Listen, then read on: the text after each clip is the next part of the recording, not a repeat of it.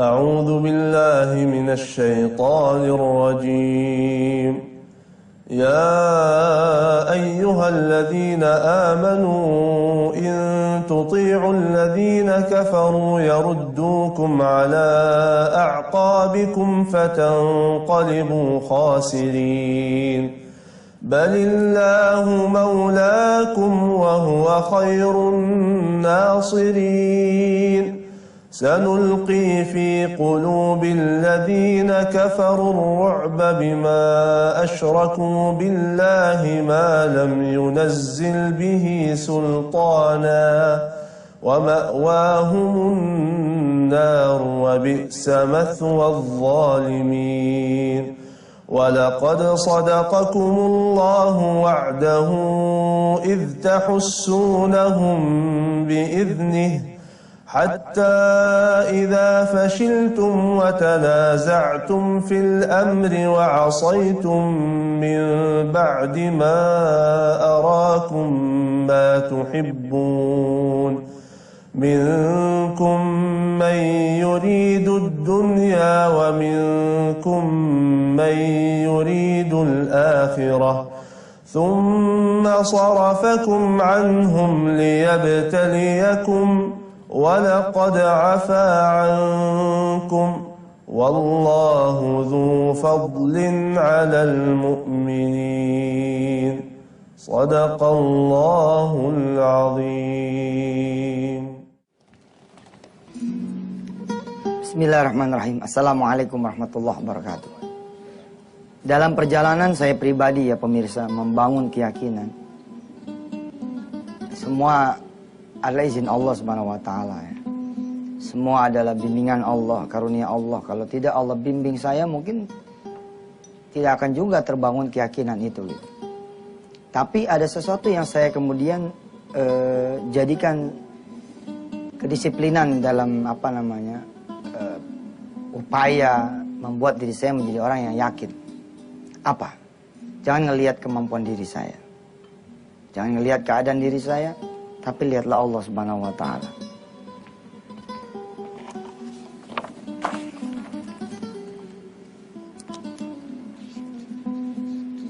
Jangan melihat kemampuan diri,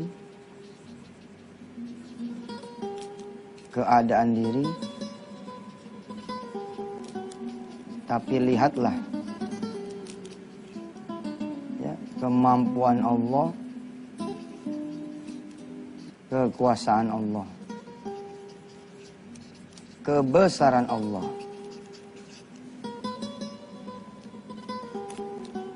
Kan kalau nanya sama otak yang lagi lemah ya, fisik lagi kacau, hati lagi jedak-jeduk, terus kita itu tuh payah gitu. Apalagi kalau kemudian ketemu teman gitu, teman kan kadang-kadang suka ngejatoin gitu juga gitu.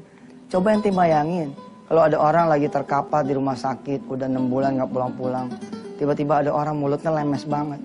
Ji, yang kayak begini kemarin udah ada yang mati duluan. Kira-kira kita yang, aduh masya Allah, ampun. Tapi kalau yang datang membesarkan diri ya kan, insya Allah Ji, insya Allah. Ada teman aneh kok tuh, apa ya? Dia yakin sama kebesaran Allah gitu. Ketika dia dinyatakan kanker payudara gitu, terus dia menganggap kanker tuh nggak ada. Nggak ada juga gitu ternyata. 2 bulan dia nggak, kemudian periksa nggak apa, nggak ada itu kankernya. Kita kan denger tuh jadi wah gitu, senang gitu. Nah saya alhamdulillah gitu ya, dikelilingi sama orang-orang yang positif gitu. Pada suatu saat ya saya jadi deluser. Saya nelpon ke teman saya namanya Ruri. Mudah-mudahan beliau melihat posisi beliau saat ini. Saya tidak tahu ada di mana. Mudah-mudahan beliau melihat ini dan beliau mau menghubungi saya gitu. Saya termasuk orang yang nggak peduli ya, orang nganggap gimana terhadap seseorang, karena dulu saya pengen gitu dianggap positif gitu. Orang nganggap saya gimana gitu zaman dulu. Wah pokoknya mah Yusuf Mansur mah troublemaker dah zaman dulu gitu. Lalu saya butuh ada orang yang percaya kalau saya bukan troublemaker. Ya. Masa saya disebut troublemaker? Yang benar aja. Yang benar adalah trouble.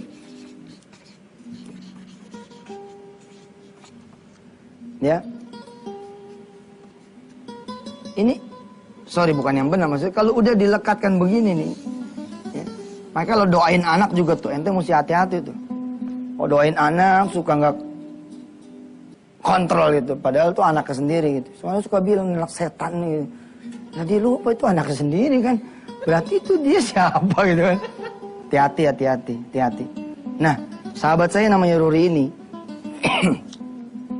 Begitu kemudian saya nelpon dia. Cakep banget. Kalimatnya cakep banget. Kalimat ini sih mungkin buat orang lain biasa aja gitu ya. Tapi buat saya saat itu. Saya tulis tuh di buku Kun Fayakun saya tuh.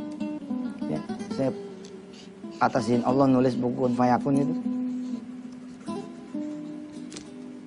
Apa kata Ruri? Tat, ente tuh beton. Bukan kayu. Kalau cuman kemudian disenderin sama beban kayak segitu mah harusnya belum bikin ente jadi goyah. Bangun Tat, bangun. Tatap masa depan. Indonesia butuh ente. Wah, waktu dengar Indonesia butuh ente, kayaknya gimana gitu. Dan ternyata alhamdulillah gitu loh. Allah kemudian ya menyampaikan apa aminnya itu disampaikan gitu. Subhanallah. Nih, kalau ngelihat keadaan diri sendiri payah saya. Lalu yang saya lihat apa? Yang saya lihat Allah aja udah. Dan saya emang diajarin tuh. Apa kata guru-guru kearifan itu ya. Coba lihat air hujan tuh. Yang bisa menurunkan air hujan itulah yang bisa menurunkan rahmat buat kamu. Yang bisa menurunkan air hujan itulah yang bisa menurunkan pertolongan buat kamu. Apa sih yang lebih sulit buat Allah? Menurunkan air hujan atau menolong kamu? Dahsyat itu. Saudara, sebelum tutup segmen ini, saudara buka surah An-Nahl ayat 65. A'udzubillahi minasyaitonirrajim.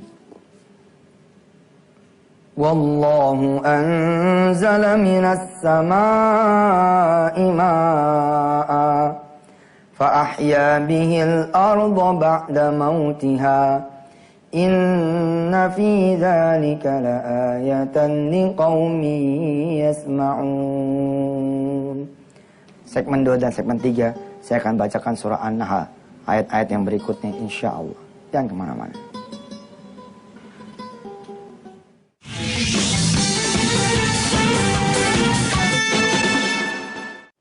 Saudara-saudara yang dirahmati Allah, apabila ada orang yang percaya dengan kekuatan dirinya saja, lalu kemudian dia berhasil. Ada orang yang kemudian menyandarkan kepada kekuatan alam, dan dia berhasil. Harusnya, kalau seseorang menyandarkan dirinya kepada kekuatan Allah yang sudah menciptakan dirinya, ya, sandarkan dirinya kepada kekuatan Allah yang sudah menciptakan alam, tentu harusnya dia lebih hebat lagi. Banyak tuh kita dengar cerita-cerita gitu. Begitu divonis jegreng kena penyakit A, B, C, dan D. Ya. Atau pada suatu kesempatan saya melihat ya, ada seorang pilot yang kemudian jatuh, hancur. Dokter mengatakan dia bakal lumpuh seumur hidup. Tapi dia bangun gitu kekuatan dari dalam dirinya sendiri. Dia bahkan ngelingkerin gitu satu tanggal, yang mana tanggal itu dia yakinkan dirinya akan keluar dari rumah sakit dalam keadaan berjalan. Dan sungguh-sungguh itu terjadi. Lalu bagaimana kemudian orang-orang yang memupuk keyakinan itu dengan doa, dengan sholat malam. Kadang saya nggak habis pikir. Kalau kemudian keyakinan kita melemah. Saya coba ya, saya kasih sesuatu. Perhatikan saudara.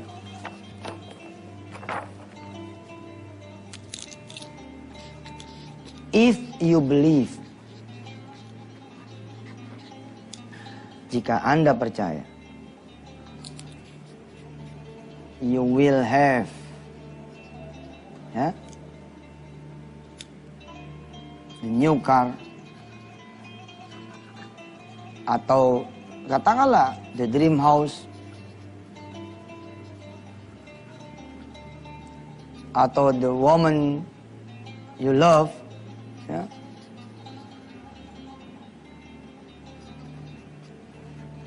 maka ini semua akan mendatangi Anda. Di zaman saya kuliah dulu, ini kan menjadi kaya ini hak asasi manusia ya. Semua orang pengen kaya gitu. Hah? Jarang juga kalau ada orang ditanya cita-citanya. Ya. Ente mau jadi apa? Ente mau jadi orang miskin aja lah. Pada saat saya kuliah dulu gitu, ada teman saya datang nih ke kosan. Woi, ada pelatihan nih. Bikin kita jadi orang kaya. Bikin kita jadi orang sukses. Bikin kita jadi orang yang maju. Nggak taunya dia prospek saya sebagai orang multi level. Tapi fine lah, saya ikut dia. Saya pikir nggak ada salahnya saya belajar. Ya. Lalu kemudian duduklah saya di tengah-tengah training. Apa kata si mentornya ini? Kata si motivator, kata si trainer. Tulis impian Anda di 7 tempat yang berbeda.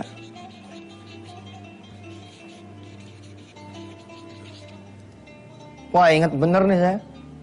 Tulis impian Anda di 7 tempat yang berbeda. Lalu letakkan di tempat-tempat yang sekiranya Anda hidup bersama impian Anda ini. Dia contohin nih zaman dulu nih, Kijang. Mobil nih saudara. Anda pengen Kijang, tulis tuh Kijang. Terus tempel di mana? Ini tempat tidur saudara, tempel di tembok kanan. Ini. Terus apa kata dia? Jadi kalau situ balik kanan, ngelihat tuh Kijang. Oh gitu maksudnya. Terus taruh lagi di mana? Di Ethernet katanya. Ini kurang kerjaan aja trainer. Kita jadi orang blow on semua nih.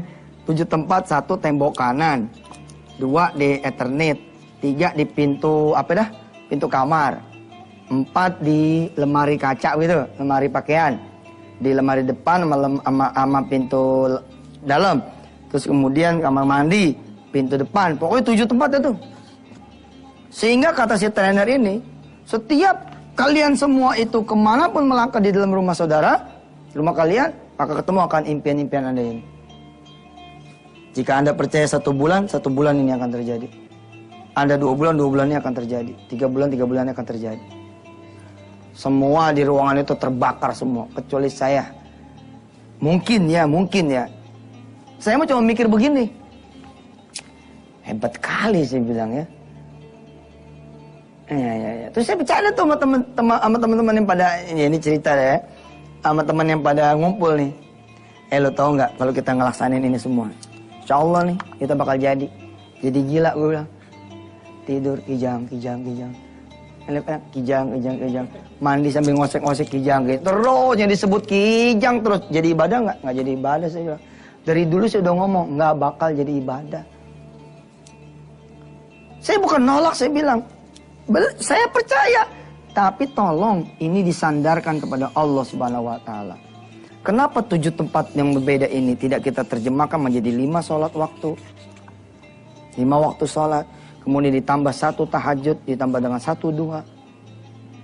Kenapa ketika kemudian saya bilang, mana motor ente sini? Masih motor ente. Insya Allah ente bakal dapat mobil dah. Terus dia bilang, mana? Dari mana? Aduh, saya bilang, yang gak pakai sedekah aja jadi, Ji. Yang gak pakai sedekah jadi. Lo percaya gak 6 bulan lo bakal dapat mobil? Lo kenapa yang pada sedekah motor jadi pada gak percaya?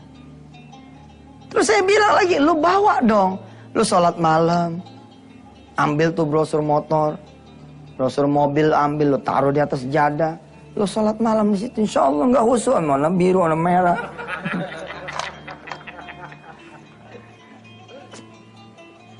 Saya mah merasa nggak fair itu.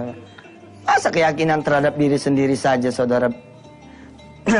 Dan masya Allahnya ya, saya percaya gitu loh bahwa Allah ini memang skema apa namanya qadarullahnya ini luar biasa. Allah suntik yang begini ini pada alamnya. Allah suntik, diinjek kemudian cang. Gitu. Sebagai apa? Sebagai ujian buat orang yang beriman, bos. Sebagai ujian. Apakah dia kemudian yakinnya bahwa pikiran yang menjadi Tuhannya, alam yang menjadi Tuhannya, atau Allah yang kemudian mengizinkan? Ini masalah lain. Cacatnya di sini doang nih, pelaku belief ini menurut saya cacatnya di sini aja tuh. Ya. Dan saya tidak merekomendasi saudara kemudian sampai di tahapan ini tok. Nah, tapi terusin satu di sini, hasbunallahnya, wa ni'mal wakil, nikmal maulanya, wa ni'man nasir, la haulanya, wala quwwata illa billahil aliyil azim. Silakan yang mau lewat-lewat dulu.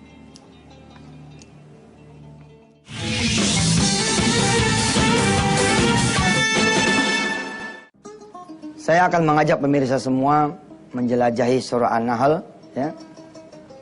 Kita akan baca beberapa ayat senyampainya dari mulai ayat lanjutan yang tadi, yakni 66, ya. Silakan saudara lihat terjemahannya atau saudara buka Quran yang ada di tangan saudara. A'udzubillahi minasyaitonirrajim. Wa inna lakum fil an'amil 'ibrah nusqikum mimma fi butunihi min baini farthin wa damin labanan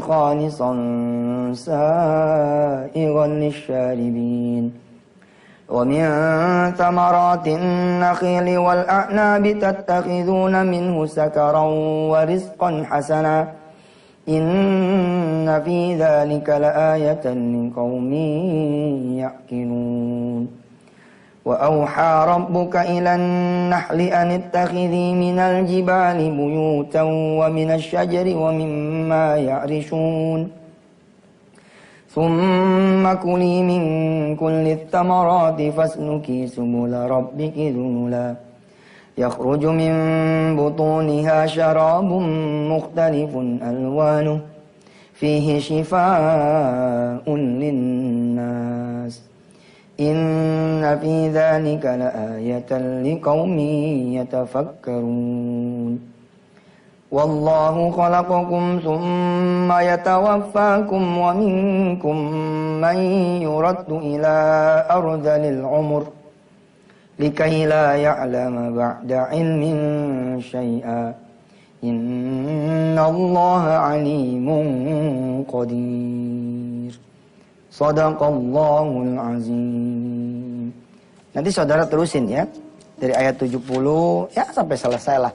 Saudara, saya ingin menutup kajian kali ini bahwa kalau saudara sering melihat ketidakmampuan saudara dan saudara tidak rajin melihat kemampuan Allah, saudara lebih memilih ketidakberdayaan saudara dan saudara tidak melirik kekuasaan Allah, saudara akan semakin payah. Timbul badan pada sakit, pikiran jadi makin mumet.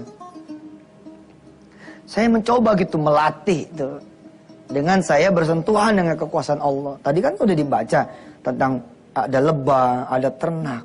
Saya betul-betul merhatiin itu. Saya sampai pernah ya pemirsa, saya pinjam mobil saya punya abang saya begitu, abang-abangan saya. Saya parkir di tengah lapangan di malam hari, terus saya tidur di atas kapnya. Itu saya begini tuh, saat gitu, terus kemudian rebah di atas saya punya abang tuh mobil itu. Terus saya liatin langit, itu saya liatin bulan, ya. Terus pecinya begini nih, nah gitu tuh. Oh, cakep banget tuh kayaknya udah mantep udah. Saya lihat gitu, segini kayanya Allah, saya bilang, masa buat melunasin utang saya nggak bisa.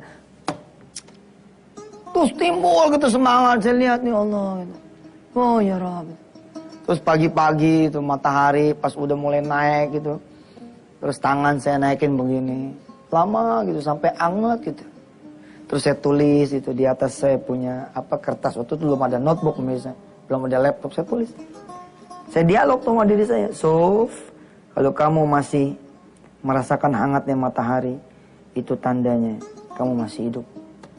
Kalau kamu masih hidup, itu tandanya kamu masih bisa mengubah apa yang kamu mau ubah. Nah, di sini bedanya saya sama yang lain berusaha gitu. Bersama Allah. Ente yang pada susah, lihat yang begitu-gitu dah. Lihat begitu-gitu. Tungguin tuh kalau jam 5 pagi, tungguin tuh begitu turun dari masjid gitu ya. Kemudian rebahan, lihat perubahan langit tuh. Kalau langit aja bisa dirubah gitu. Masa sih hidup kita nggak bisa dirubah? Catatan, asal di rumahnya bersama Allah. Kita berdoa dengan satu doa yang insya Allah Allah kasih kita kebahagiaan dunia dan akhirat. Aminkan, aminkan, aminkan. Bismillahirrahmanirrahim.